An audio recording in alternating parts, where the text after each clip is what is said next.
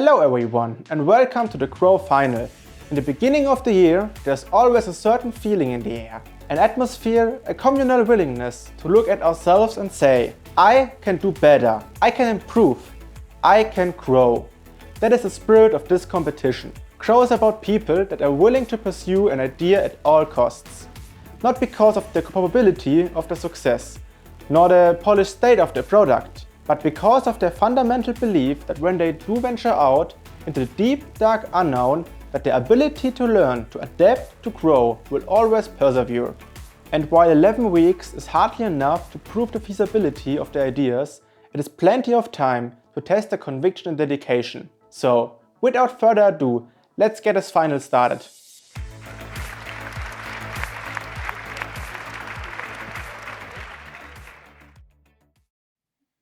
We are all aware that of the pains when visiting local sports club events. There's no digital payment options. You have long lines for the tickets, drinks, or even for the foods. And the clubs also have a hard time with the volunteers. But why is that? Because the clubs are not run by professionals. No, they have different backgrounds, and that's why they lack in expertise. And also limited resources because it's voluntary-based work. Oh, sorry. Also, the clubs are oftentimes caught up in their administrative work, so they can't pursue their purpose or mission. But we have some awesome news for you. We got 2 contracts. One with SG Köntring in Teningen, the semi-professional handball club, and Karlsruhe SC2, the famous football club's second team. These are major clubs, and we are here to give them the best possible solution. Now you may say, clubs come in all sizes and shapes. Yeah, we know that. And that is why we also took more than 20 interviews just to get the pains of the customers. Now, luckily, we have something for everyone. Our module-based approach lets the club decide what he wants or needs from our SaaS platform. They can first tackle their major problems and then further get some additional features. And each module is priced separately. We also have confirmed in our interviews that every club has these 3 major issues. This would be ticketing, member management, and cashless payments. And this is our offer. Let me show you the no-no card. Your ticket to the game, your digital wallet at the stadium, or your membership pass, and a proud symbol of your home club. And this is just the beginning. With our ecosystem, clubs can handle accounting, can handle managing volunteers, as well as ticket sales, all stress-free. And fans can finally pay cashless for food, drinks, and, of course, tickets. And local club memberships have never been easier before. But now let's look at what we are doing with the KSC2 and how we are stepping up their game in ticketing. First, event hosts can easily create and configure their tickets for an event in under 10 minutes and then just press on publish and the event is online. Then fans of the KSC2 can just find upcoming events and easily can secure their tickets for the next game. On the game day itself, they just show their no-no card and off they go, enjoy the game. The club volunteer can scan the ticket easily and the event host is sure and secure of a valid ticket sale. We are supporting them all steps on the way, making it sure that the club has minimum work and the fans have the maximum experience. Let's analyze the market. If you look at the 86,000 local sports clubs in Germany, we can see a market the size of 5.6 billion euros. If we can reach 1% of them, we could already generate a revenue of more than 160,000 just with our beachhead module, the ticketing. Our research also showed that the competitors who are focusing on clubs are providing solutions that don't meet the modern club needs, and other solutions are either too complex for them or have a pricing model that is not suitable. Besides that, we will also meet all regulations regarding data, privacy, and payments, which is very important. But what about our costs? Our contracts and more than 10 letters of intent confirm the need for our solution. Developing it will cause high costs in the beginning, but the additional costs per club are minimal. The main costs for ticketing, for example, are the transaction fees, and they will be covered by the club. Calculating with 15 clubs by the end of next season, we could already be profitable. Coming to our roadmap, we want to start with our initial web application before the current sports season ends in order to get first feedback from our pilot customers. In the summer, we will focus on producing Nono cards for season ticket holders and the launch of our mobile application. Our goal for the upcoming season is to iterate fast, develop new modules, and convert our letter of intents into customers. Regarding funding, we want to receive the Exist funding this summer and continue with a seed funding round through local club sponsors, existing ones such as local or regional banks. We are Ergin, Pascal, and Jonas, and this is Nono for the love of club management. Thanks. Pascal.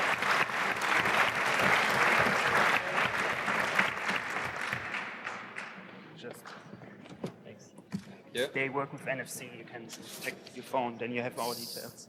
So, first question. Can you tell me a little bit more about the price model for the club? Yeah, sure. So it's heavily depending on the modules that are used. So for example, if we look at member management, it's a fixed fee depending on the club size. For example, up to 100 members, it's around about 10 euros. Up to 250, with a bit more cloud space, it's then maybe 15 euros. And for the ticketing module, for example, it's a percentage fee for each ticket sale, around about 5%. And our costs for the payment gateway, for the handling of the transaction, is around about 1.5%. Please make it really short. What was your two biggest milestones during your growth journey? Well, first of all, we got two contracts at two local clubs. And second of all, we finished our mock-ups and are ready for app development now. With user interviews, we could also validate the problem. And so we are really happy that we can now get up and going and start our journey. Great pitch. Thanks for that. Just a note on Vivenio. I think agree that they don't focus on the needs of the sports clubs. Disagree on that they don't focus on UI. It's a great tool and a great business. But yeah. What do you think is the biggest kind of cost base and also revenue stream for a club? Because I know that advertising is a big part of a club. Can you build features for that as well? Yes. For advertising, supporting it. You ask about the major costs, or is it? From a revenue streams from a club perspective, can you help them and manage their advertising as well? Because that's the biggest revenue stream, right? Yes, the distribution for the clubs we interviewed, so especially we know about KSC2 and SG Köntring Training. So sponsors and make up for SG Köntring Training about 40%. Then there's about 20% for the event, so the ticketing, the sales, the merchandise and all that other stuff. Then 20% is member fees roundabout, and another 20% are like attendant fees for local programs, such as summer camps and stuff, yeah. What are your next steps in the future? Your next two steps, like after Grow? Just like you just saw, we are going into alpha testing and developing that ticketing solution for the KSC2 and a similar solution to SG Training Gröningen. And with that, we can develop our product further and then get into other modules. All right, thank you. And how many clubs are there in Germany and in Europe? Yes. So if you look at sports clubs in Germany, it's 86,000 local sports clubs, so not like the professional ones, which are valid companies. And total sport clubs are 600,000.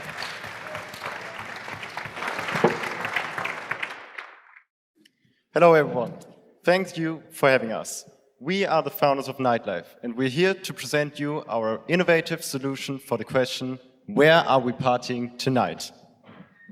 Picture this. People are constantly struggling to find out what clubs are offering, often missing on crucial information. They have to search through multiple sources, such as Instagram, Facebook, or Google to find the information they need to.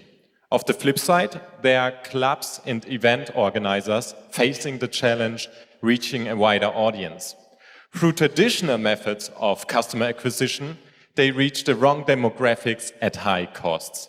And other marketing methods, such as print, are local, undesired by customers, and not able to scale. Enter Nightlife. Our technology is able to automatically crawl all events from clubs across Germany. Users can explore the dynamic live map or search for a specific event, club, or favorite artist. Clubs and event organizers can acquire new customers by offering special and exclusive discounts directly in Nightlife. Our solution matches willing businesses and customers who want to try something new. This is not a concept, there's already a user base right now in Nightlife. Now, to generate revenue, we are offering premium accounts to our users for direct monetary benefits. Clubs and event organizers can entice users with free drinks, free entry, skip the line, or 2-for-1 deals to attract new customers. While talking to over 20 clubs and event organizers, we observed a 40% interest in offering specials and deals through Nightlife. We were also able to secure 4 event organizers for our upcoming pilot project. Talking with our users revealed a 38% interest to pay up to €3 a month for specials and deals in Nightlife. We project our revenue to be at 17 million yearly with a 5% user and 25% business market capitalization. Now let's talk about numbers. With over 17 million people in Germany taking part in Nightlife and a significant portion of the market in the age range of 20 to 25, there is a substantial market.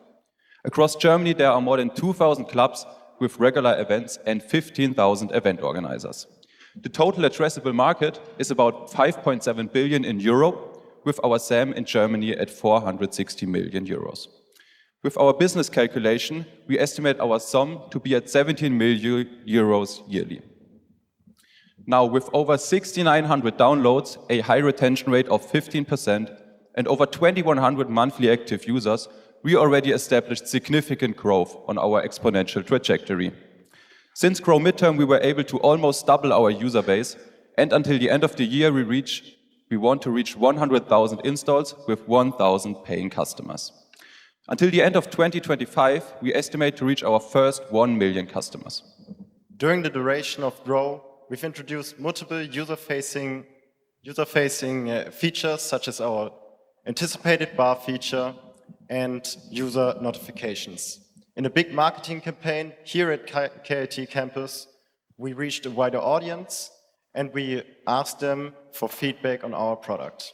Before Grow Midterm, we started interviewing our user base and clubs to find a potential business model. We were able to match their interests and finalize our business case. By connecting with club owners and event organizers, we paved our road for our pilot project, securing 4 event organizers already.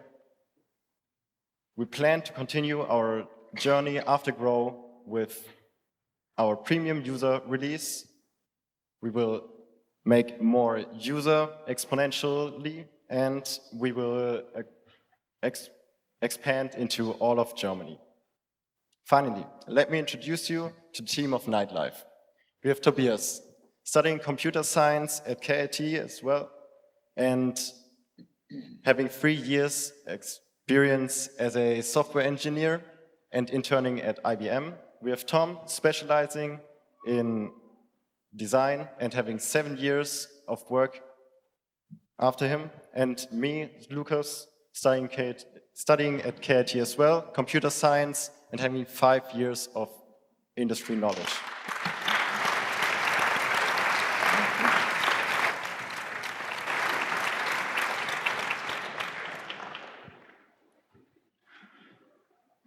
Can you give us a short insight about your strategy to get the clubs joining you? Yes, of course. We already talked to a lot of clubs and event organizers, and they are generally very interested in this solution. The specific challenge would be to reach a wide range of clubs, but for the prototype and the pilot project, we target Karlsruhe and want to go in person to all of the clubs and event organizers and talk to them. And afterwards, when you want to grow exponentially? Afterwards, we will start a rollout to Germany, city by city.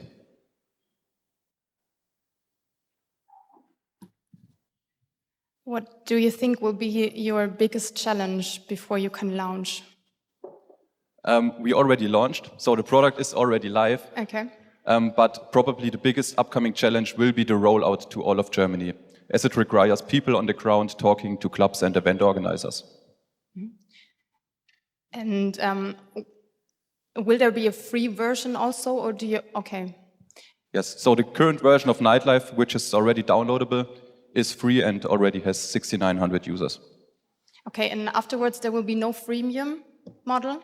We will keep the freemium model. Okay. This will be the premium option and our business model. Okay. Have you tracked how many users of the app actually have gone to events that were created?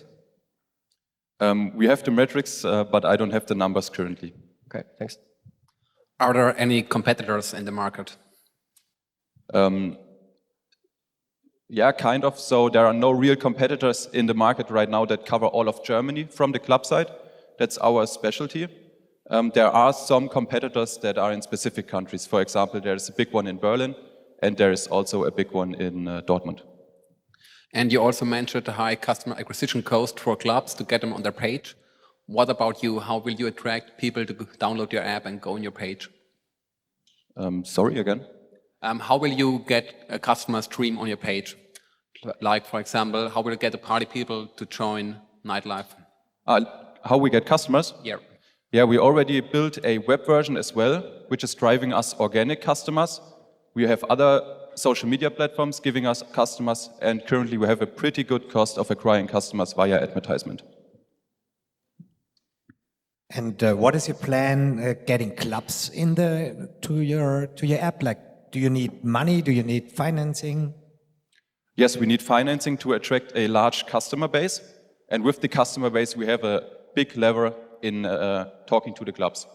Even without a customer base, we experience that clubs are very interested in partnering because they are looking for new ways to acquire customers, as the old methods mostly reach the wrong demographics. And how do you want to attract them? We want to talk to them directly. Directly? Yes. Thank you.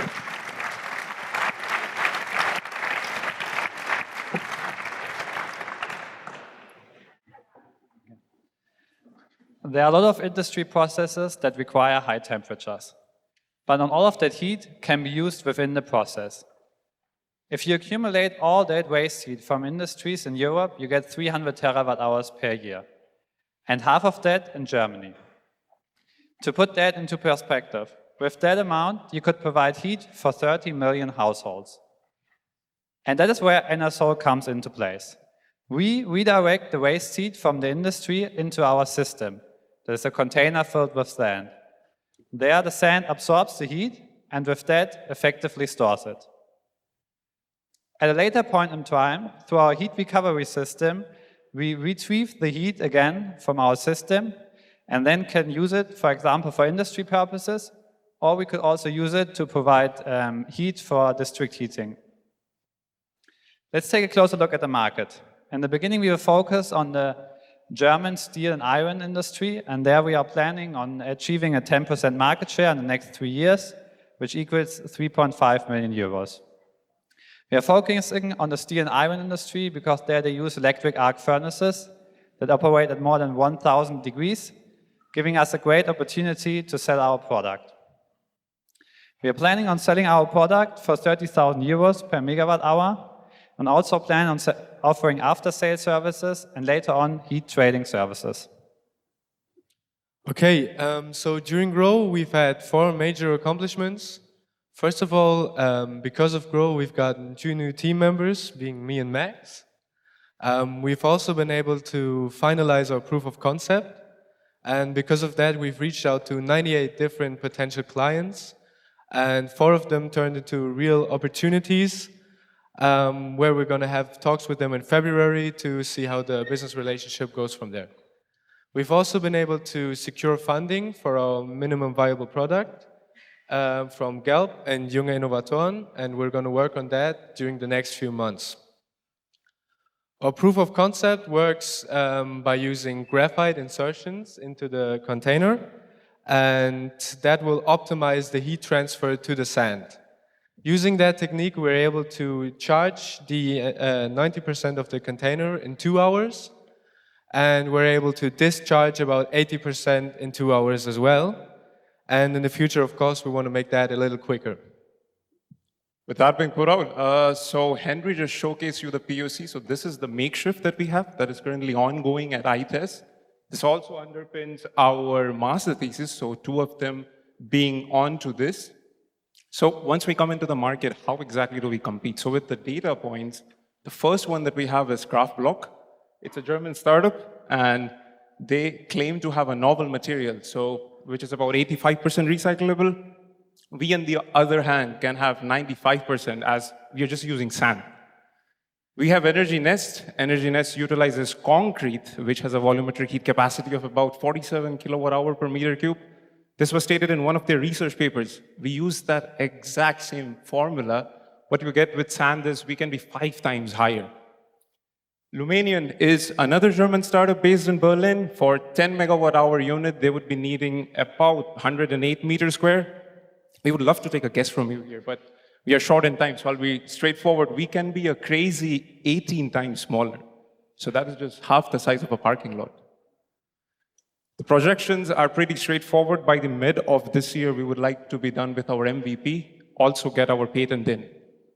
The intended capacity is about 100 megawatt-hour till 2029 we want to sell.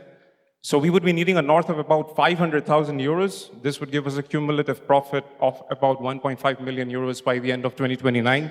We are also cash positive on the end of second year. Since we are so close to this product, we thought, why not showcase you a video of it?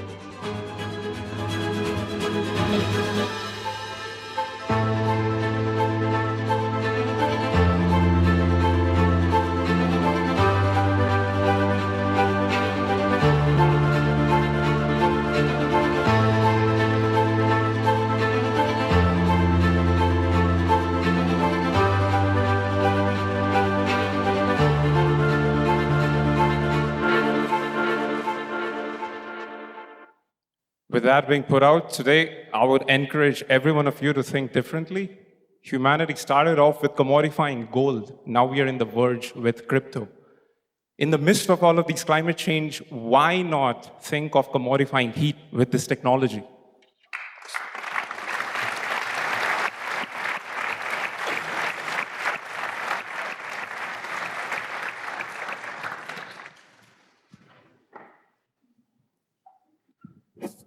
I will do the start. Who will be your customer? Is it mixed? Is it one customer? Is it steel and iron? Or is it the service that provides thermal energy? So at the moment, our focus is the heavy industries. So our main focus for the customer is steel and iron industries, and where they utilize the electric arc furnace, because that has a perfect match for our product. And in fact, one of our teammates, Ashraf, has finished his master thesis on this exact concept. And why do I need to store the thermal energy and then don't put it directly in the system? You can, absolutely. You can use it without even storing it. The goal of the storing is that we believe energy efficiency is the first source of energy. So that's the reason to have a storage device in the first place, because we have found there are also operations in steel and iron industries where you have to shift basically the loading of the steel. There's a lot of heat loss. So you would want to use that. So if you use that, there's going to be a reduction in the primary energy for the steel and energy companies. How do you want to handle the huge investments you need for setting the system up at the client side in general, but also in long term? You showed your timeline, which was many years in the future. Yeah, give us some insight there, please. Well, so the goal, if I got your question correctly, like how do we sell this product, right? So we have like a 1 megawatt hour unit that we would like to be built by 2024. And on the projections here, if I can go back super quick. So this is basically our intention to run down the sales with. And by 2029, we are going to increase the capacity. So what we want to do is we want to make the device bigger. So that's the whole goal, basically, on selling it. How much will a 1 megawatt hour facility cost, and how do you plan to finance this? So for 1 megawatt hour, it's about 30,000 euros is what we want to charge. So we utilize the levelized cost of storage calculations.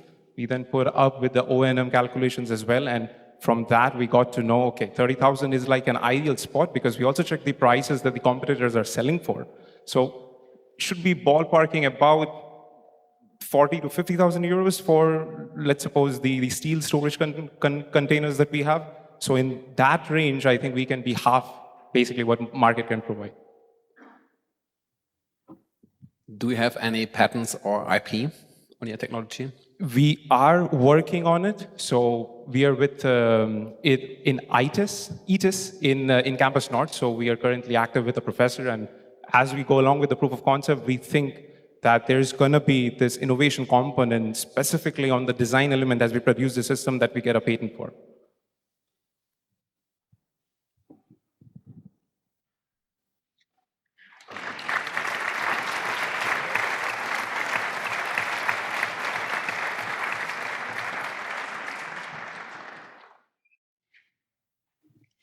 Data centers will consume up to 1,287 terawatt hours of energy by 2030. For this amount of energy, you need up to 150 nuclear power plants or even 400 coal power plants. You can also compare this number to almost 2 billion long-distance flights or to 2 trillion kilometers by car. But this amount of energy is for our digital world only. So I know everyone in this room is using their phones and the apps and watching Netflix. As always, we are all part of the problem. But in this situation, currently, nobody is aware. So let's have a look at it. Software which is uploaded to data centers is used by companies and consumers almost in every single task of their daily life and work. Software needs energy, and how much energy it needs can be influenced by the person creating it, a developer. How can developers save energy? Hi. I'm Annalena, this is Mike, and we are introducing you to Green Gatsby, the very first green software co-pilot. So this is Sam. Sam is a developer, and he builds an app for millions and millions of users. This is consuming energy, and he wants to build this new feature. He does it, he ships it. Customers are happy, Sam is happy, but what Sam didn't know, he accidentally shipped 9 tons of carbon emissions into production. But he didn't know, like there was no transparency, he had no clue.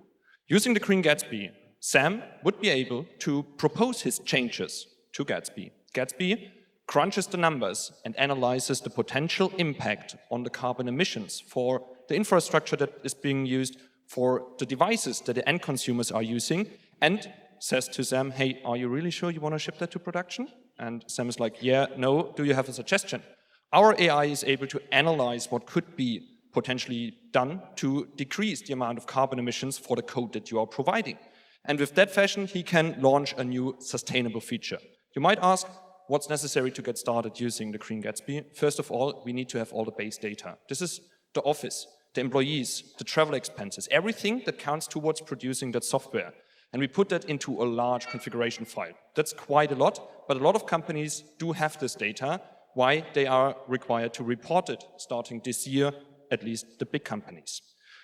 Based on this, we are able to seamlessly plug into the software development lifecycle. That means in GitHub and GitLab, these are like the major platforms that are being used for software development, you get a report for every single change that you are doing and an estimation how this could impact your CO2 emissions. And you as a developer are enabled to choose, is this properly developed? May I be able to improve the implementation?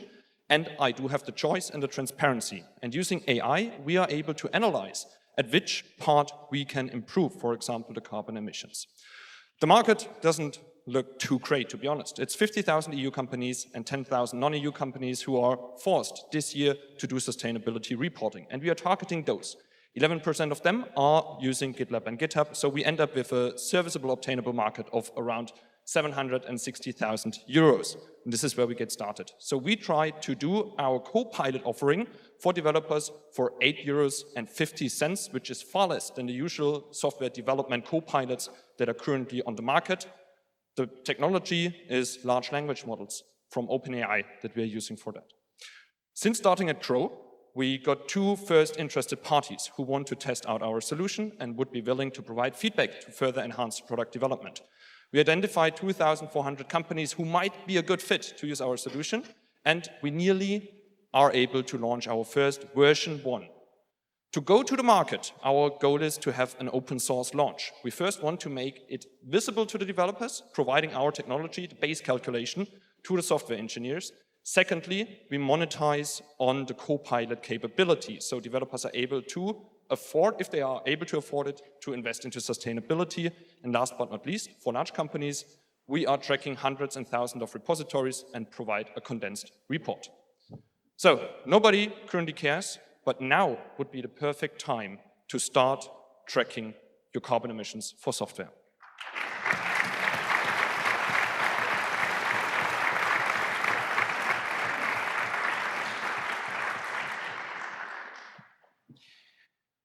Yes, I have a question. You talked about the two letters of interest during Grow. Is there anything else you want to tell us what happened in the last weeks? So the biggest thing for us was actually analyzing the market. So are there companies who would be interested to buy such a solution? Because it's currently rapidly evolving, especially using AI solutions for that. So the biggest progress for us was making a business plan, understanding and knowing the market, the key customers, and talking to these customers, being able to properly specify how we can actually be sustainable in terms of monetization on our part, because sustainability in a recession phase, as we are currently in, is quite difficult. And that was the biggest progress that we were able to achieve on our side, as well as the technical progression and proving that it's able to use large language models to do code suggestions for sustainability. How do you train your AI? Which startups are you using for it? So the base model is GPT-4 Turbo, essentially, from OpenAI, which is able to be used on Azure with a data privacy preserving technique in this case. And we are currently evaluating fine-tuning these models based on open source models, which are focused on instruction-based AI. So, for example, the developments that are available from Facebook, which is Llama 2, is able to be fine-tuned on specific parts of analyzing the code. And then it's, for example, the infrastructure code that you are doing. So we analyze how much infrastructure you would be using in the later stage, and we can calculate how much CO2 this would produce, for example, and suggest using a smaller size of instance type to reduce the carbon emissions. So you're actually looking at the code, like functions, how efficient the functions are running on an infrastructure, right? How are the office data and things like that, and the data from the airplanes going into that? These are the indirect emissions. So when producing software, we have people working on it, and they are also consuming energy.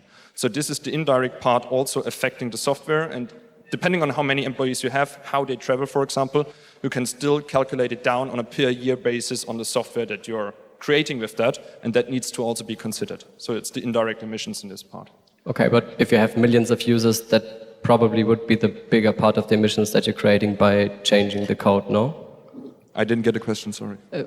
The changes in your software, if you have millions of users, that would be the bigger effect, right? Not the office things.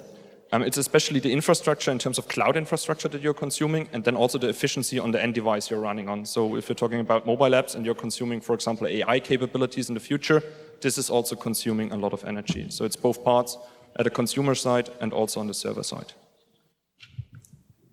You said you did a lot of market research. With which customers do you want to start, and what's your strategy there? So gladly, we are in a local startup ecosystem. So we were talking with a few people who also were part of Grow a few years back, which would be interested to test out the solution.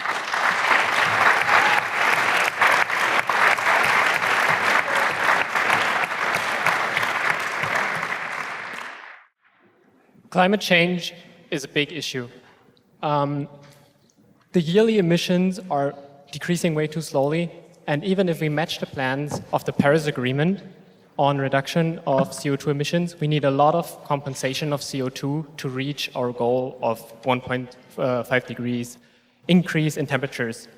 You see the increase at the bottom here that we need in compensation, and currently we basically have nothing. A McKinsey analysis states that from 2020 to 2050, there will be a factor of 100x needed increase in compensation technology for CO2.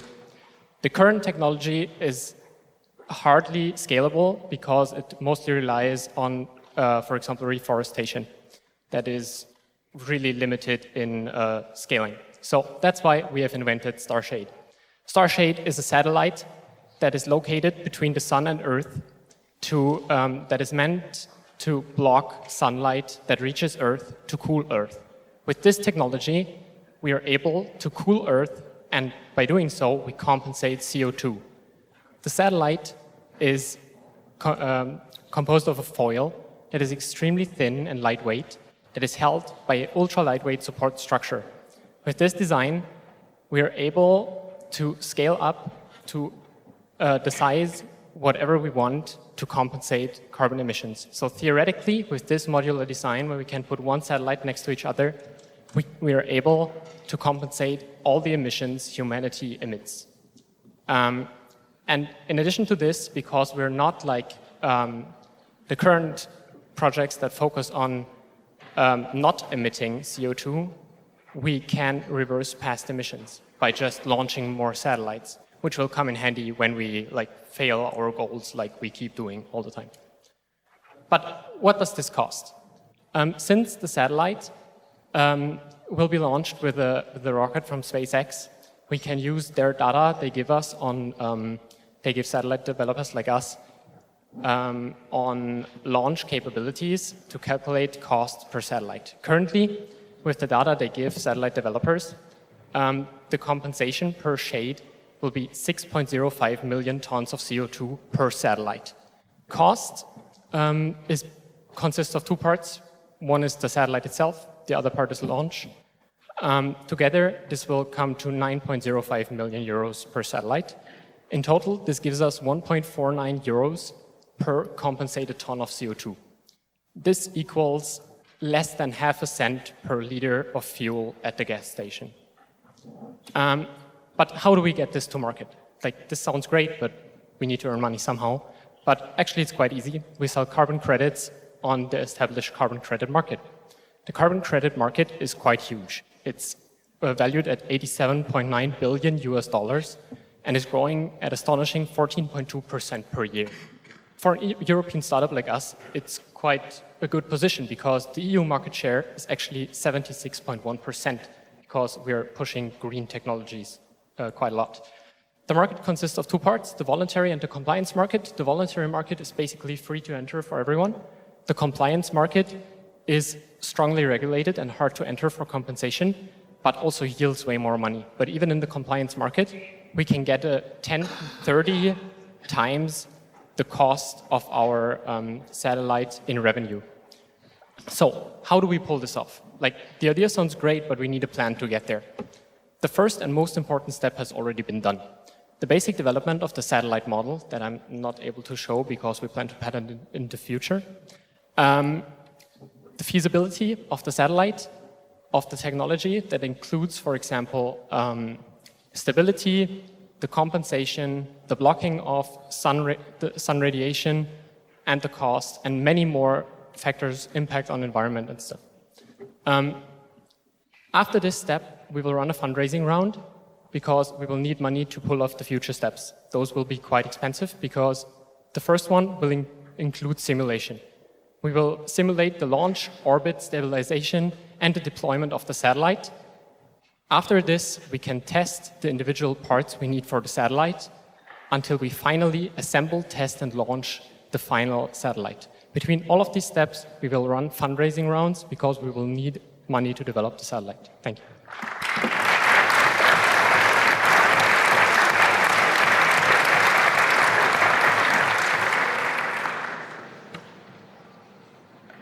what do you think will be the consequences of your solution? I mean, there is a new shade in front of the Earth, which wasn't there before. The main consequence, of course, will be the Earth will cool, or the heating from global warming will be compensated by cooling by the satellite. There will be some minor changes to, for example, how heat on Earth distributes, but those are actually beneficial because the warmer parts of Earth get colder than they are before, and the colder parts get a little warmer, which is nice for people in Sweden, for example. Will you see the shade on Earth? The shade will actually look like a grain of sand on a light bulb. If you look into the sun, it will be like as if someone has put a small black dot there. So it won't be that like at 1 p.m. in the afternoon, there will be a shadow over your city or something. And I heard about there's a lot of rubbish in the orbit, like satellites and stuff. Does this affect your lifetime, and how long is the lifetime of a shade? It doesn't, because the shade is operating in the L1 Lagrange point, which is a stable orbit between Earth and the Sun, where currently there is not much technology there, because it's an orbit that's kind of only interesting for science technology stuff, and there's not much floating around, so we don't have a problem with this. How much of the Earth's surface do you plan to cover to make sure that the changes that we're doing right now are reverted? The first satellite will have an impact. Like every satellite, you can calculate the number of radiation, the amount of radiation it removes from Earth, and directly convert it into converted CO2. If you wanted to compensate all the CO2 humanity has ever emitted, which is possible with this technology, you would have to cover about 1% of the sun's radiation, which is not a lot. And for me, I understand here we will regulate a little bit of the heat of the Earth or the cooling of the Earth, but are you sure you will get a CO2 compensation certificate for your technology? There are other technologies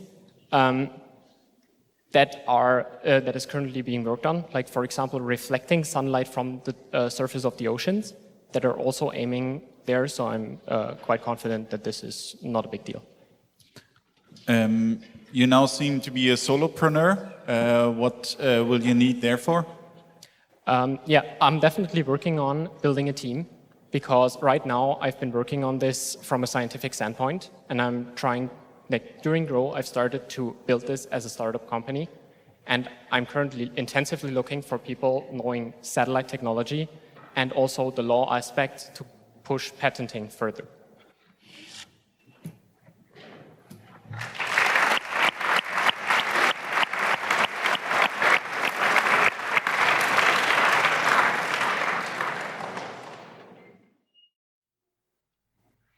Thank you, everyone. So the training arc is the part of the anime where the character gets stronger, better, and healthier. And that's exactly what we want to achieve for the next generation. As we are here at Grow, we want to see them grow into healthy human beings. However, the challenges are great. Since 2017, we've seen about 10% of teenagers being overweight, with 6.5% being obese. We had a severe increase post-COVID, with almost 20%. But it stayed the same. And the lack of movement and malnutrition made it worse with stress and media consumption. Our target group is therefore 12 to 28 years old. Now, what are the kids, teenagers, and young adults doing when they're not doing anything for their health? Well, they're meeting up with friends, online or offline, and most of them are gaming on smartphones, tablets, PCs, and consoles.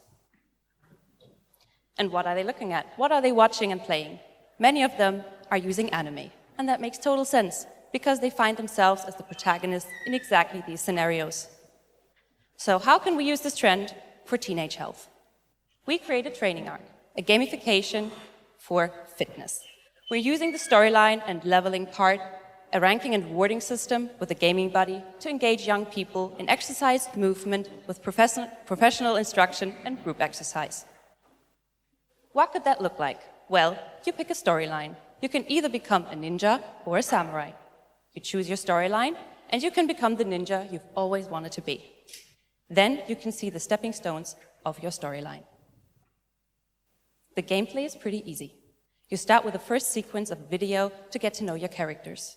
Then you have a tutorial where you get to know your training buddy and the first information for the game. Then the first quest. Here you can still choose between indoor and outdoor. Later in the game, you have to leave the house 3 times a week. Afterwards, you get a sequence with either a role play or a short animation, just to keep the player engaged, because trust me, as a teacher, I know the attention span is shrinking. Now, how are we going to generate revenue? First of all, before you can download our MVP, we would like to create offline events where you can host them at schools, youth, and sports clubs. Then the participants can download our MVP, the app, and we want to get a medical license to get it all downloaded, the downloads paid by the health insurance. But that will take time, at least a year. So up until then, we have a subscription-based model where the download can be paid by the educational institution, the foundation, or the club. The plan, therefore, is, in the first quarter of this year, to talk to 10 schools, 5 youth clubs, and engage with 7 sports clubs. Then we create our MVP until the end of March. Therefore, we will have enough participants to host a topic for a bachelor or master thesis that we definitely need to get the medical license. So, up until then, we cannot get it paid by the health insurance, but with the medical license, we can charge 14 to 20 euros for downloads and a subscription-based model of €2.99 per month, so we can update the storyline and install new features. As you can see in your numbers, 2024 will be high in costs and investment. However, 2025, we will already be very profitable. How do we get those numbers? Well, with a retention rate of 20%, we can already get 222 downloads in the second quarter of the year. Word of mouth has it that each and every one can get one more person to download the app. Now, why should people go to our group events? Well, they're organized under the guidance of sports professionals. We give them an opportunity to socialize with other kids, teenagers, or young adults, and you can get your health checked.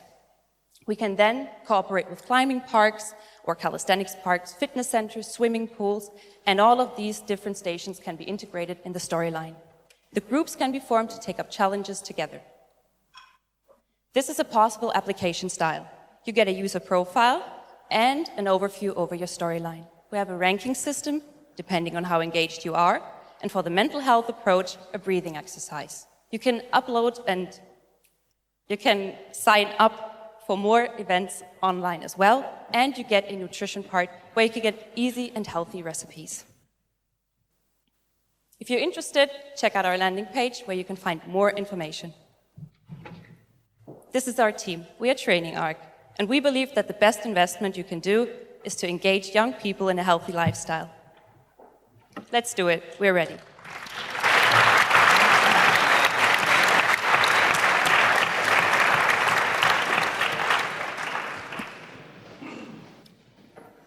So first, how can you track if a training is done? How can you record if a training is done? For example, there is a teenager who says, hey, okay, I do the first level. I have to do like 5 push-ups. How can you record it? Yes. So the challenge is you have the stepping stones in the menu, so you can see, okay, I've already completed 3 quests, for example. One is a nutrition quest, one is a fitness quest. And we have a camera software that will recognize the joints of a person so that you have video of how the exercise is done, and then the teenager or young adult has to do the exercise as well, and it records it. Have you already developed that part where actually you can scan how people are moving?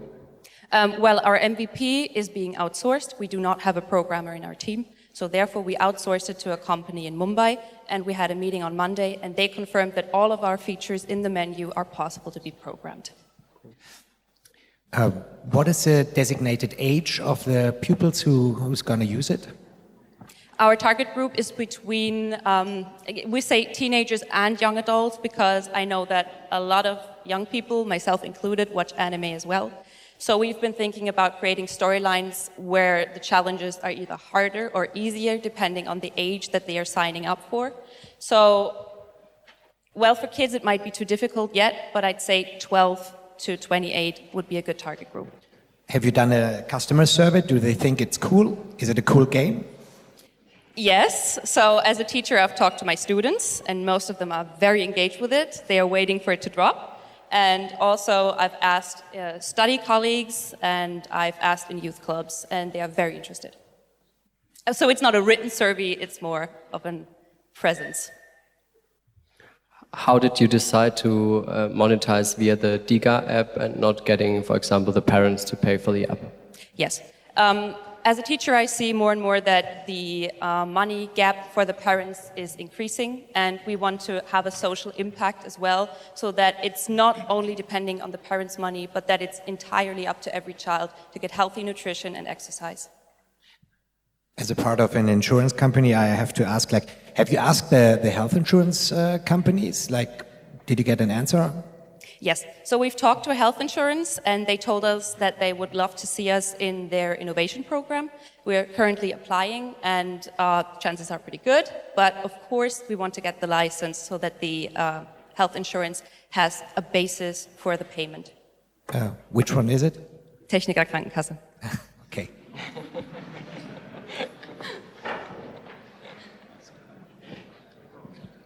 Shortly, what do you think will be your main challenge in the next time? The medical license, definitely, because we need a very good paper to get it done. Thank you very much.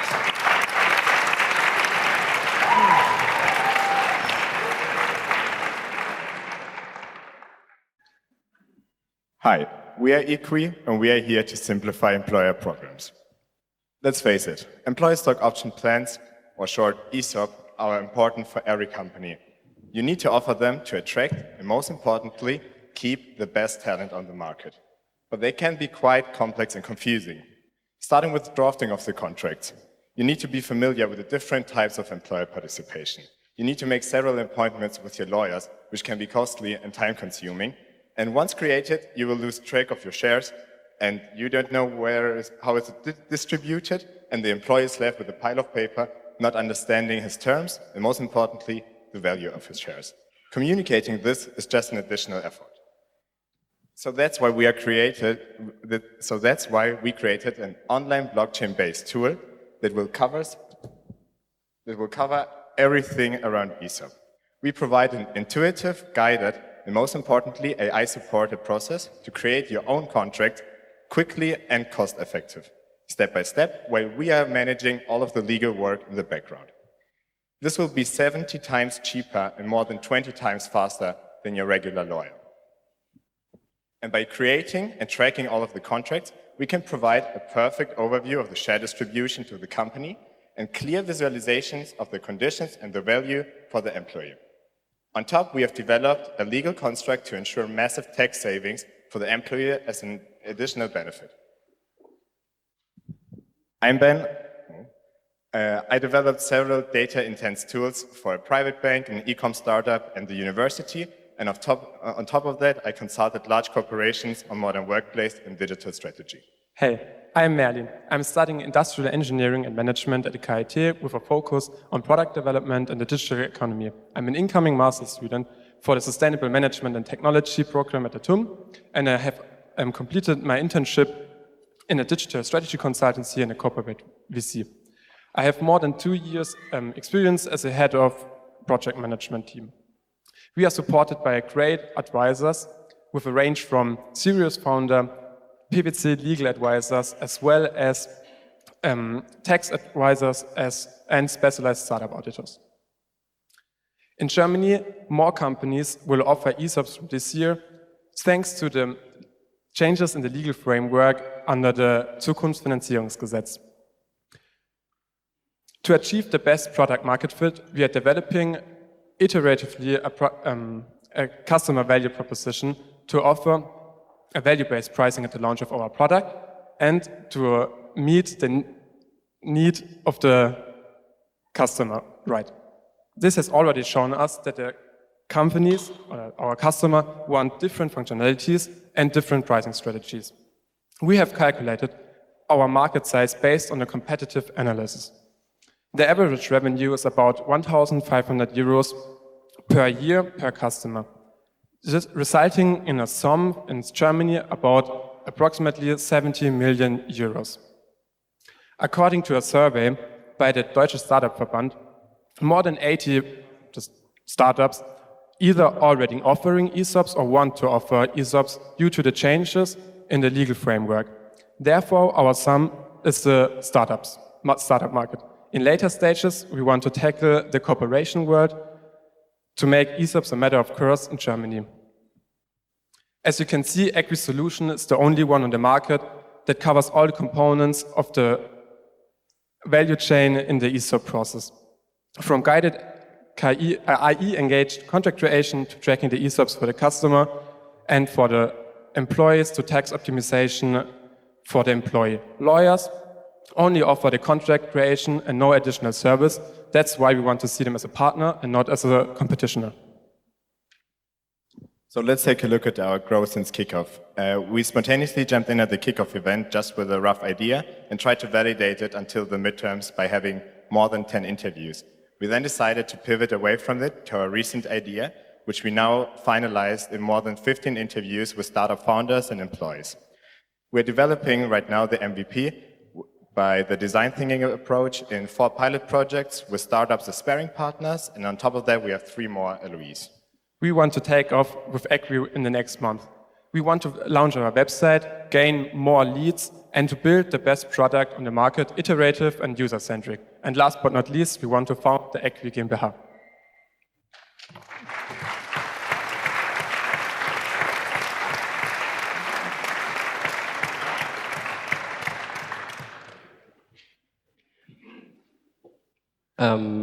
How do you plan your go-to-market strategy, considering that you can only charge 1,500 euros per customer? Our go-to-market strategy is we want to gain some leads and traction over our network, and we go to networking events, and later we want to create content in the internet and build awareness for the companies that they come to us organically. What did you do since the midterms? Can you give some more details? What did you do since the midterms? Yeah. So we had a lot of user interviews and tried to fine-tune the idea of it. So now we are, we worked the Anforderungen that we have to build within our MVP and started right now the development with the pilot projects, which we get since the midterms. Why did you shift from equity to ESOP shares? So in our interviews, there wasn't just a need for it. That's the first one. So we decided to change, but another factor was the regulatory. So it's much harder for us as a platform to handle shares than we can do it with equity, with employee stock options. Why do we need a blockchain? We want to use the Vorteile from the blockchain because they are offering, or the advantages of the blockchain because it's offering naturally transparency, security, and so on. That's why we want to use a blockchain.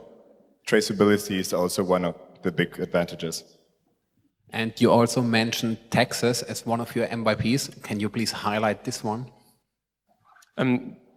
We are looking with lawyers to find a solution to put the shares for the employee in UGs or in a GBR holding. It's something special for the employees, and they think the tax. I don't know how to say it. It's sync the tax rate for the employees. Yes. So since we're doing all of the legal framework behind of it, it's just an additional step, and it's handy for the companies because it's all-in-one solution just from us. That only works with real ESOP, not with virtual stock options, right?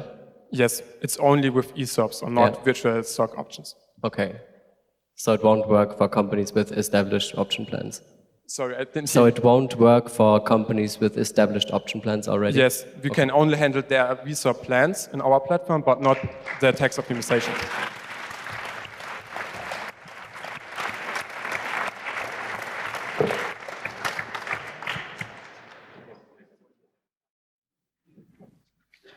Have you ever realized a shimmering layer of oil next to you when you were swimming in a lake? Those are oil micropollutions, and one cause of those can already be a tiny bit of your very own sunscreen. Another incident that left an oil layer happened last year in Koblenz. After an accident, a large layer of oil spread out in the port. So large, in fact, that it was impossible to be removed in a conventional way, and they had to leave the oil in the port. Now the question arises, how does the oil end up in the waters in the first place? And the biggest source is actually not from big tanker accidents, as one might think, but rather from the smaller incidents, adding up to 1.4 million tons of oil in our waters per year. This amount would fuel a big cruise ship for 20 years straight. But why is this a problem after all? Well, we all know the pictures of birds covered in oil, unable to fly. But not only animals are harmed by the consequences, but also the vegetation. Speaking of plants like grass and mangroves. All right, so now we know there's a problem. We understand that we have to tackle it, and now let's see how we as Team Lipophil plan to do so. Yes, so we plan to place lipophilic, hydrophobic, and 100% biodegradable sponges into waters affected by micropollutions. To demonstrate our approach, we will show you a live demonstration. For the audience, we will play a recorded video of our demonstration. Let me check if it... Okay, the video doesn't play.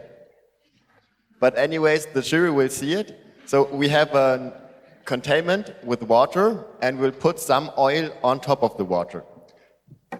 Then we have a thin film of oil on top, and afterwards, we will put in our lipophilic sponge into the water. Due to its hydrophobic properties, the sponge will not absorb the water, and therefore it keeps floating on the surface. Due to its lipophilic properties, it will absorb pollutions like oil. And now we take some time to let the process be done. And then, when we take out the sponge out of the water and squeeze it, we can see how much oil it has already taken in that short amount of time. We also thought about the deployment in the real world. We came up with a very simple solution consisting of only 2 parts that can be screwed into each other easily. You can fixate a leash on it, and then you can connect the sponge to like a pier or a buoy, and it can take out the oil of the polluted harbor water. Since our material consists of 100% biodegradable nanocellulose developed by the ETH in Zurich, it won't harm the environment in case it should become detached accidentally. And now, let's have a look at our business case. The main idea behind our business model is to offer water cleaning as a service. Within a subscription-based model, we provide our customers with the sponges and take over maintenance, such as cleaning and oil disposal. In Germany alone, we have more than 12,000 lakes and 500 ports. Additionally, we spend more than 30 billion euros every year for sustainable purpose alone. Those numbers make us believe that the market for lipophilic materials in water is big enough to build a viable companies. In concrete numbers, we calculated our TAM at 5.4 billion, our SUM at 120 million, and our SOM at 10.8 million. On a competitor base, we don't really have direct competitors because we focus on cleaning water on a constant basis, and our competitor only tackles the problem when an accident occurs. On the financial side, we're currently supported quite a lot by our university. Additionally, we plan to apply for an exist funding. When it comes to what we plan to do in the next month, we will conduct further experiments to optimize our product, both in lab and also in field. But who is even the team behind Lipophil? Hi, my name is Felix. I study mechanical engineering, and I already founded a company 2 years ago, so I have quite some experience in the entrepreneurial space. My name is Leo. I also study mechanical engineering, and I'm part of Enactus, and therefore I have quite some experience in implementing projects in the field of sustainable entrepreneurship in the real world. Hey, my name is Bina. I'm studying engineering science. I'm also part of the entrepreneurial scholarship Manage and More by the Unternehmertum, and I just love to prototype. Together, we are a team driven by sustainability, and we are looking for your feedback and questions.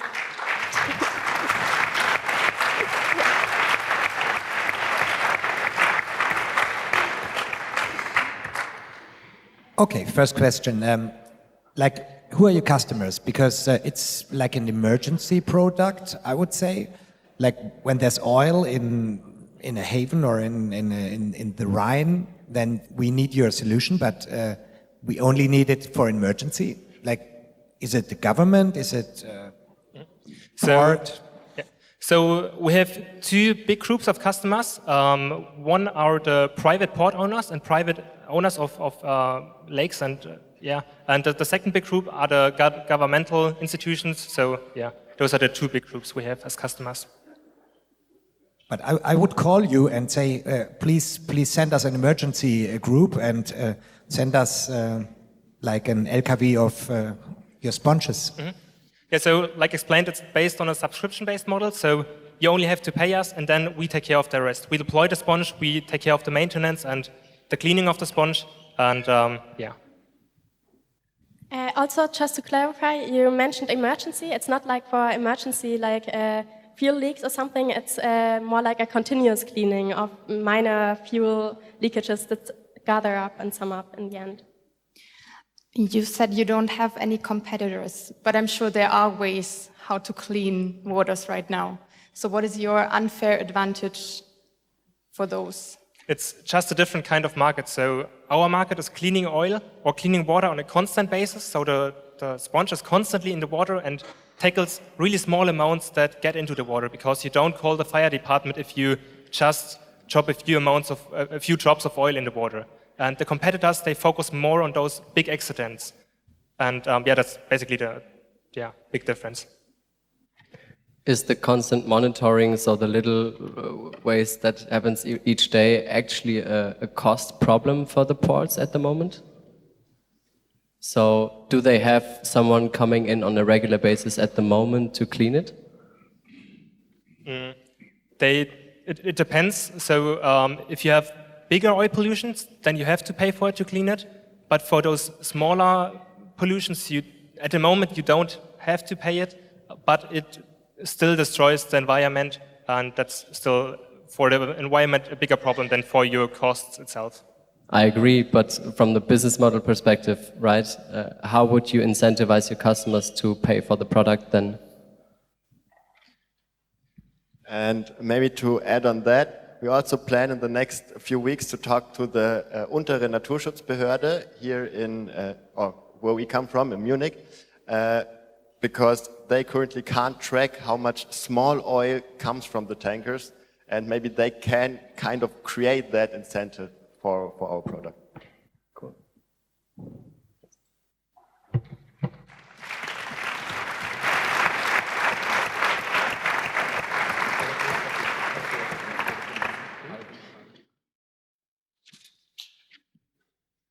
Hello, everyone. Wait, let me just go to the slide. Okay, this is the slide. Hello, everyone, and welcome to Vracos Grid. We are pioneers in vehicle-to-grid optimization for electric trucks. And today, we would like to describe how our technology is revolutionizing the business of charging for electric truck drivers and owners. Every day, electric truck batteries can be used to provide electricity to the grid during rest times of the truck driver. However, electric truck owners are discouraged about participating in this opportunity because they lack information about when is the right time to store and sell electricity to the grid to take advantage of the varying electricity prices. This would require skills in energy analytics and is therefore too costly. Now, this is where we come in. Our goal is to enable truck owners to know when and where to charge and sell electricity to the grid, maximizing the earnings they can get from their batteries without changing too much their daily travel plans. Our proprietary algorithm earns the truck owner over 3,000 euros per truck annually, and this is how it works. In simple terms, the truck owner gives us information about their daily travel plans, and using real-time electricity prices, we determine the optimal time and place to charge and discharge the electric trucks efficiently. Now let's look at a real example. We worked with a customer analyzing a typical journey from Karlsruhe to Hamburg. Using our optimization algorithm on this specific day, the algorithm gave us 2 charging and 2 discharging periods. If the truck driver had used this, the truck owner would have made a net earnings of 57 and 35 euros. Now, think about this. With only 60 profitable days in a year, the truck owner can earn nearly 3,500 euros a year from a truck. However, using a conservative 3,000 euros and with the expected growth of e-truck sales in Germany to reach 600,000, we expect the V2G market for Germany to grow to 1.8 billion euros. Now you may ask yourself, how are we generating money? It's quite simple. We take commissions on the net earnings from truck owners, giving them confidence by aligning our success with our customer success. Also, with a funding goal of just 100,000 euros, we could already reach our break-even point in 1 year with just 35 trucks or users per day. Our product is easy scalable, and therefore we are very sure that we will reach 1,000 customers per day in the next 5 years, especially if you think that this is less than 1% of the expected e-truck market in Germany. Thanks to Grow and thanks to our team's hard work, we could already launch our MVP much earlier than expected. So let me give you a visual insight into our application. On the left-hand side, a logistics owner or truck owner gets an overview over his fleet on a map with real-time data and also with information about his V2G services like current and expected earnings. Of course, a truck owner can decide to change the route one of his trucks. And if he does so, a truck driver here on the right-hand side will get a notification. And if he accepts it, he will be provided with an updated, optimized route. Today, we are really proud to say that what started as a simple text message to a colleague is now already growing to a collaboration and partnership with multiple electric vehicle owners and innovators, disrupting the business of transportation for a more sustainable future.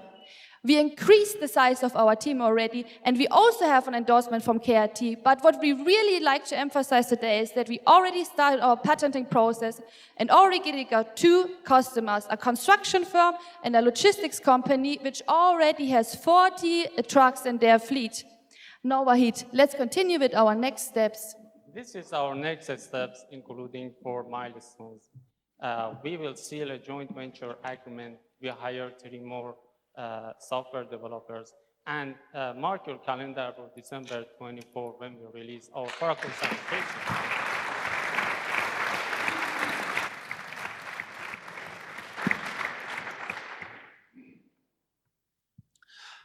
When it comes to trucks, if I charge my truck, the driver, is it like a break or is it like work time? And can the truck driver work longer if he charges, or how is the legal behind it?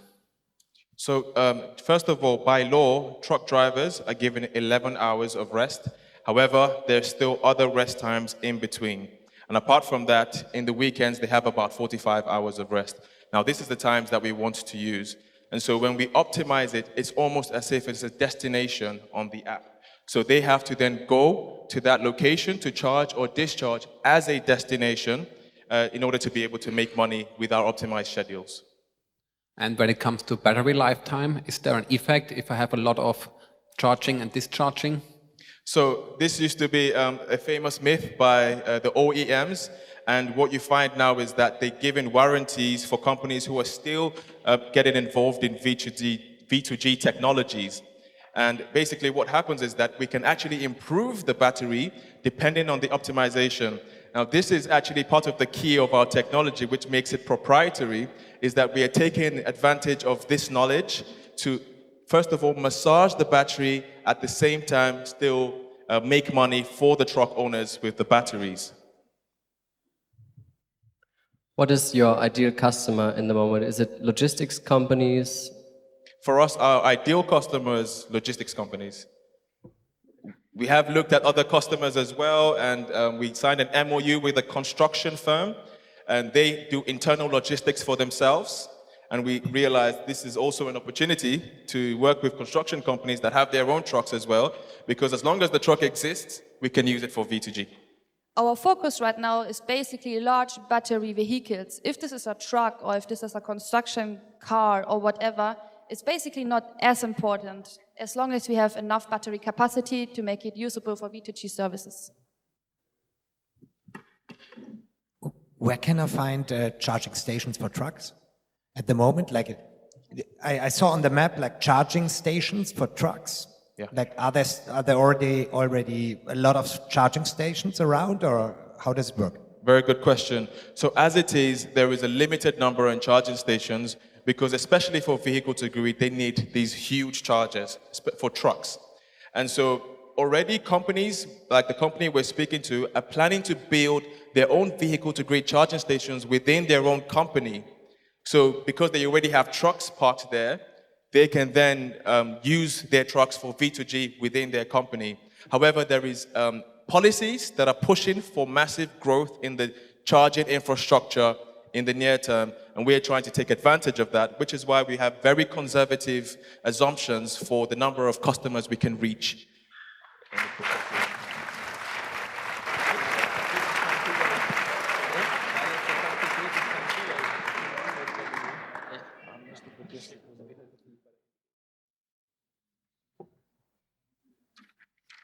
Enjoy.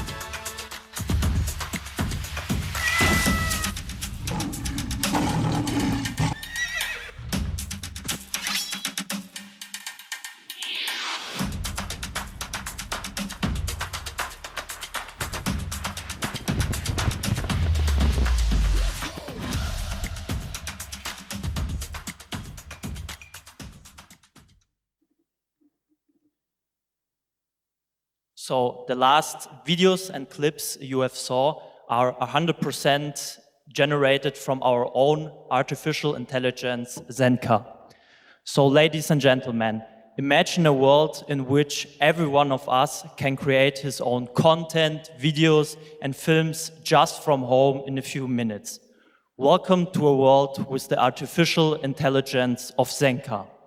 So which problems does we solve? So when you think of film productions or movies in general, you always think of the big Hollywood giants. For example, Netflix and Disney.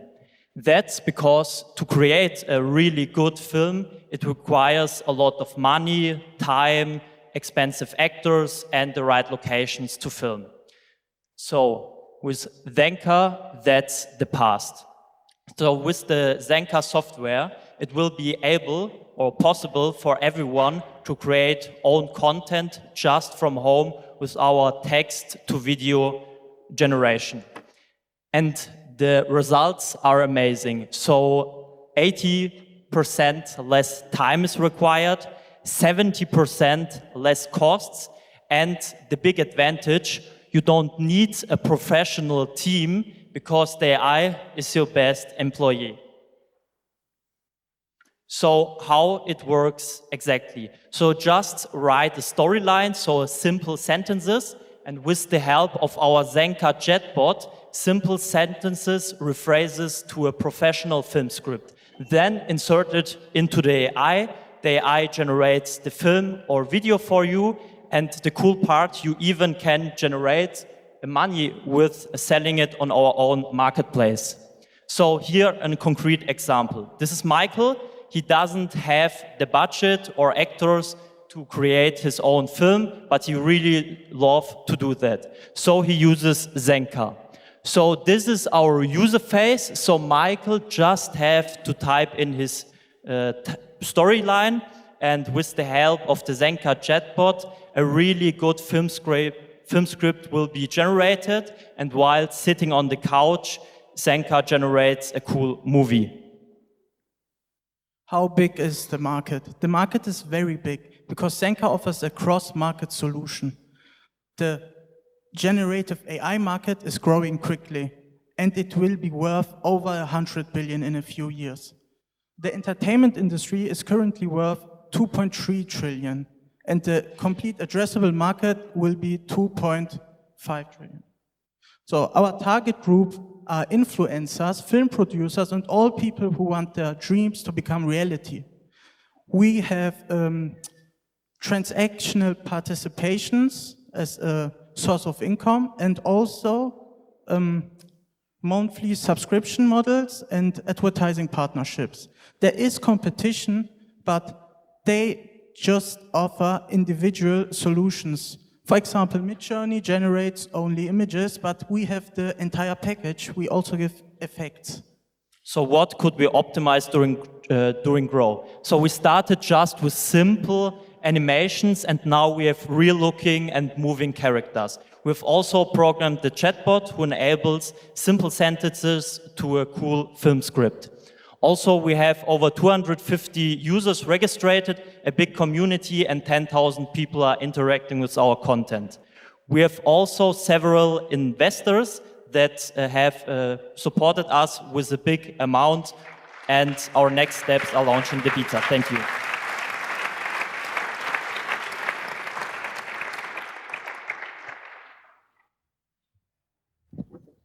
When can I estimate it, use it? So our beta launch is in June 2024. And when it comes to copyrights, for example, OpenAI got just sued by the New York Times. What? The copyrights. You're using some data for training, and they are copyrights, for example. Yeah.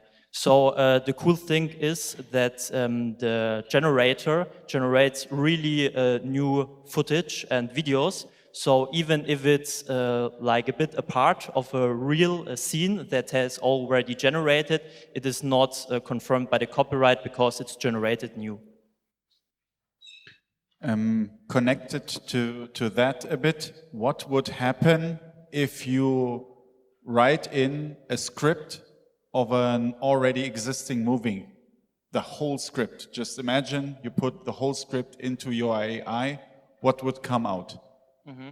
To be honest, in a little part we also already did it, but we have seen that it isn't the same. For example, some scenes are very different because the AI model is really new and it can't compare to really productions and real-life scenes. Are you actually training your own foundational model, or are you on top of Midjourney, DALL-E, whatever?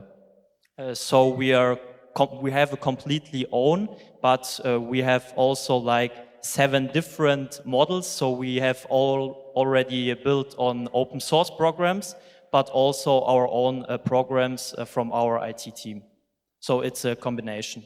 And what do you want to do in the future? Is it your own model, or do you want to do the same thing? So we want to establish our own model. How do you plan to finance the training costs for that? Mm-hmm. So with our investors and also from the first users and first income, we'll reinvest all of that. But yeah, to be honest, it will be a certain period to be completely profitable. Do you also have an audio for your films? So the audio part isn't so good at the moment. That's our biggest problem. But for example, there are already existing models also for the effects or voices. And we have established that in our current system. It doesn't work perfectly. That's also like a goal for the future. Do you have a team member who has established AI research already in his career? Yeah. Last question. For example, if I'm working with DALL-E, it's crazy. I give him like 10 prompts and nothing worked. Is your thing working? How will you enhance that level of quality? I didn't understand the question.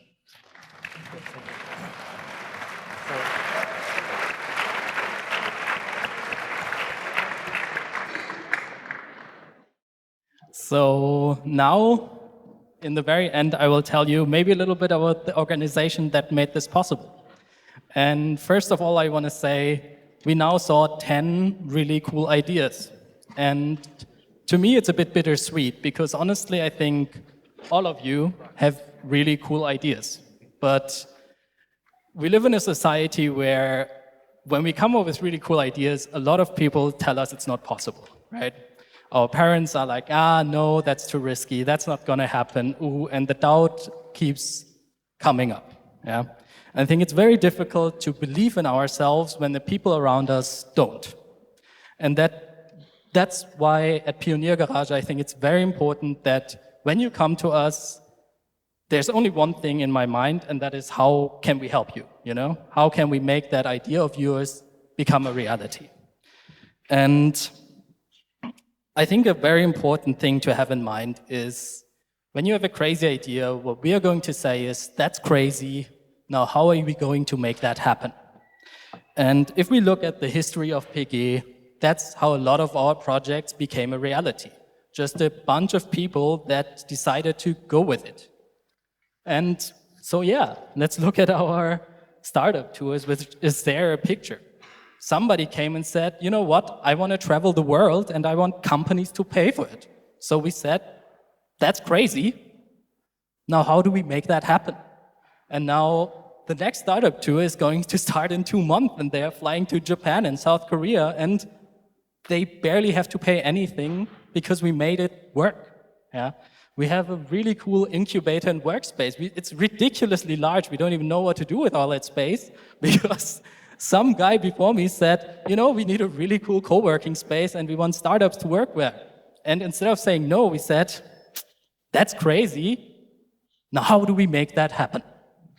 And yeah, I think in the end of the day, I can just tell you, when you have a really cool idea and the people around you might start doubting you and you start doubting yourself, just repeat, that's crazy. How do I make it happen? And I can promise you, when you come to us, we will echo that and we will help you. So now, here's a QR code, and if you're interested, feel free to scan it, come by, and yeah, I'm really happy to help all of you guys if you have an idea. Even if you don't, I will help you get one.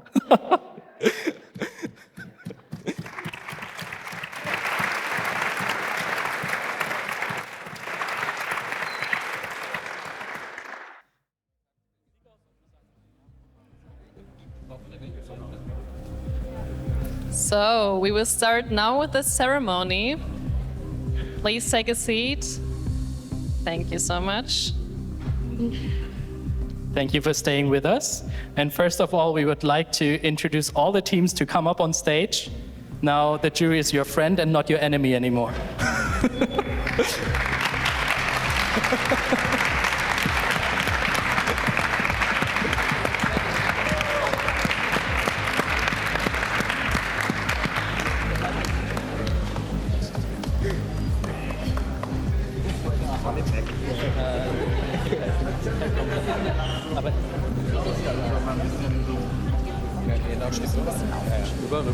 Okay. And now, first of all, we're gonna, I think that's maybe for you very interesting because you voted for a team, and let's see who that winner is. Let's open that one, and I want to thank the Academy. The winner is Lipophil.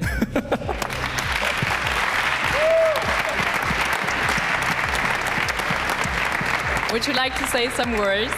You won the audience prize. You want to say something to your fans? Yes, of course. No, I just quickly want to thank all of you, and especially the Crow team, for this awesome event, and we really enjoyed it. Thank you.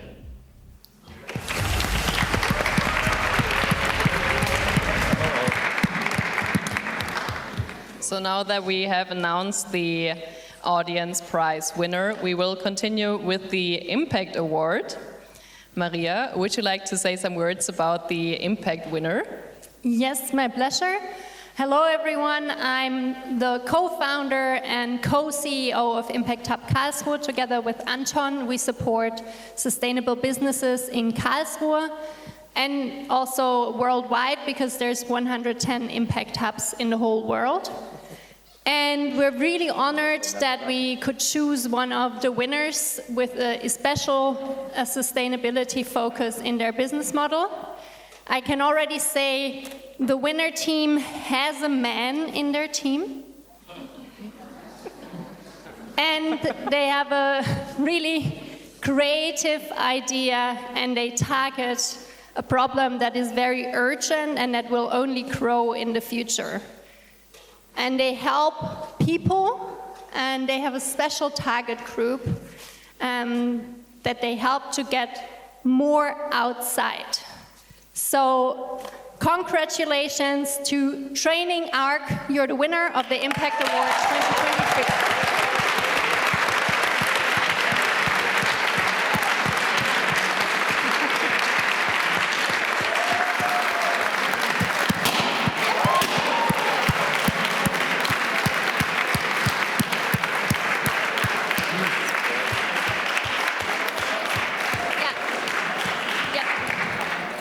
And a few words to the award. So it's combined with our competencies. So that's why we were also a bit picky about who we can really truly help. You're all welcome to come by for consultancy or connection to our global network, but especially with you, you get 3 months of co-working at our space here in Karlsruhe, and you get 3 months of consultancy from Anton and me. So especially in the social business model modeling, we are really, that's our expertise, and we're happy to help you and connect you to some experts as well.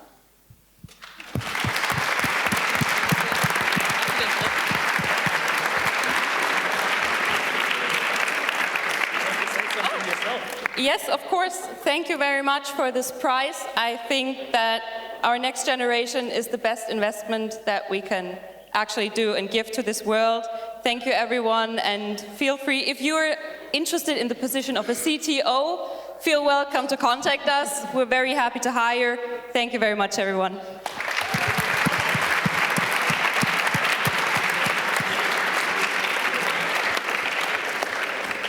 Next up is the second prize, and I think, Alexi is able to say something for that. Third prize.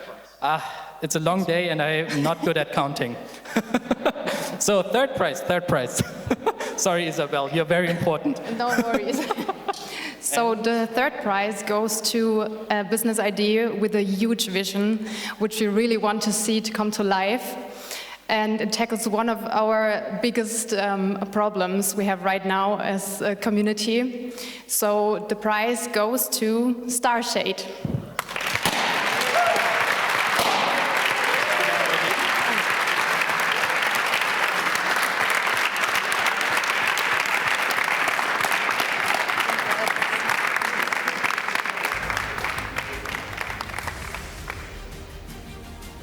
Thank you. I guess it's nice to hear that some people also believe in my idea. We'll see where the journey goes. Thank you.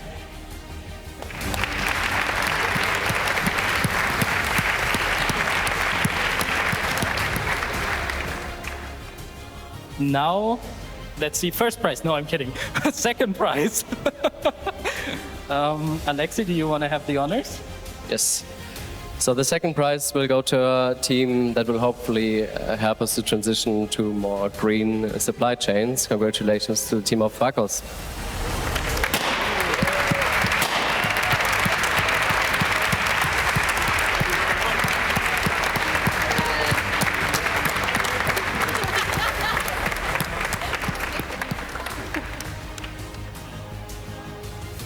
Now, does your dog want to say anything? Or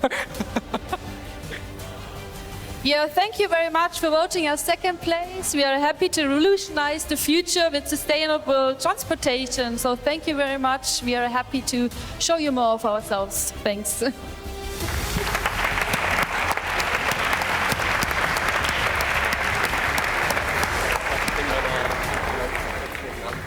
So now, before we go to the first prize, there's someone that would like to say something to someone that's very, very special. Very, very special. First, I like to summon Fabian König on stage, please.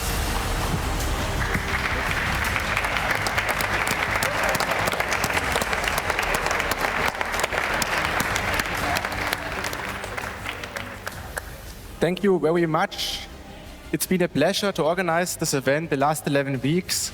And thank you so much to everyone who has been involved. Great, but you can do this once again. So, first of all, for bringing a contest like Grow into life, you need a great team, obvious. But you also need a great leader.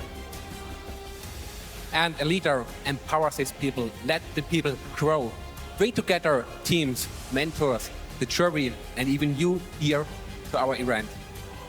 In the last few weeks, Fabian was like a maniac.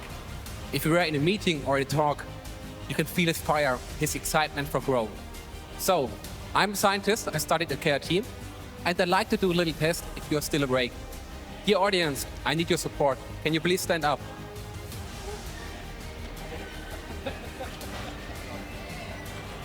Love it. Amazing. It's a really easy experiment. It's 3 tests. Test 1, stomp your feet. Louder, louder, louder. Great. And stop. Second test, clap your hands like crazy. Amazing. I believe Fabian did a really, really great job. So please now, clap your hands and stomp your feet like crazy for Fabian König. Come on!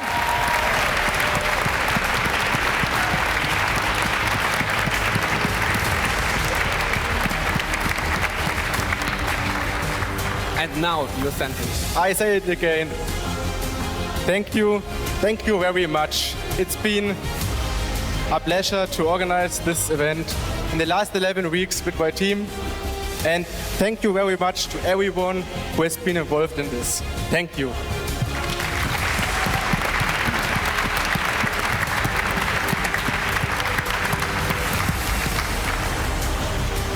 Now, next we would like to give thanks back.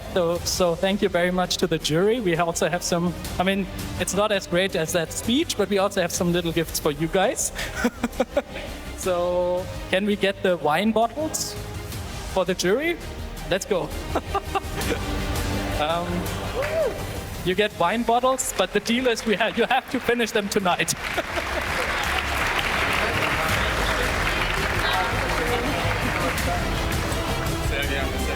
Fabian went to a wine shop and he made sure it's good wine.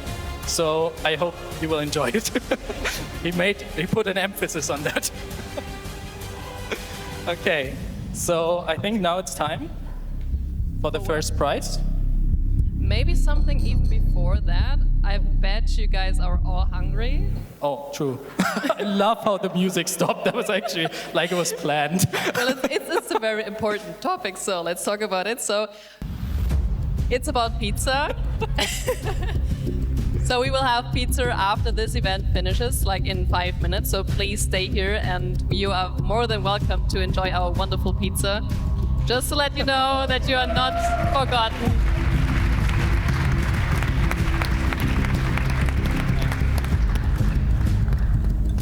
Now the music makes sense because we will announce the first prize. And yeah, Michael. Okay. First, thank you very much for all the teams, and please clap for all the 10 teams here in the auditorium. Thank you very much. You made a good job.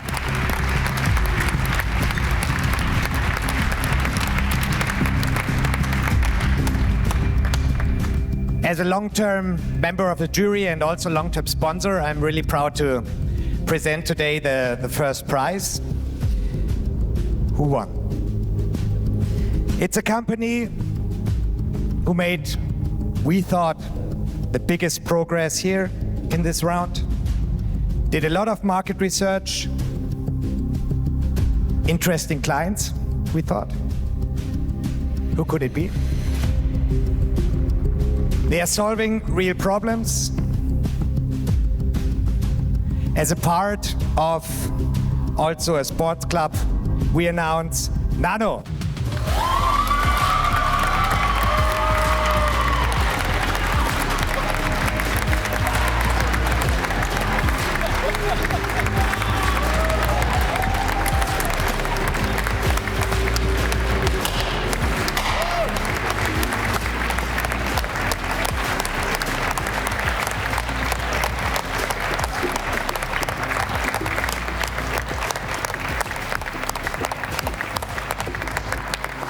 I really enjoyed that scream, but do you also want to say words?